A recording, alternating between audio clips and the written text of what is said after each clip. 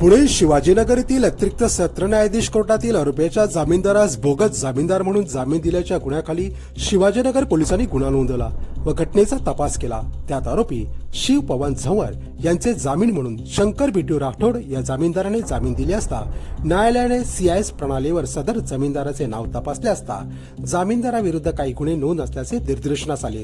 त्यामुळे त्याची सखोल चौकशी केली असता त्याचे नाव शंकर बिट्टू राठोड असे नसून त्याचे नाव योगेश सूर्यवंशी असे आहे। तो वेदवस्तीत राहणार आहे।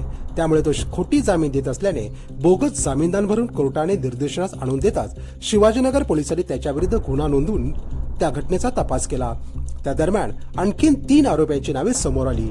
त्यात रणजित सूर्यवंशी, हेमंत इखनकार व नितीन महाले अशी आरोपींची नावे आहेत। आरोपी हेमंत इखनकार यांचे वकील हेमंत शिवाजी निवगुणे यांनी जामीनदारासाठी अर्ज करून जोरदार युक्तिवाद केला व आरोपींची जामीनवर सुटका केली।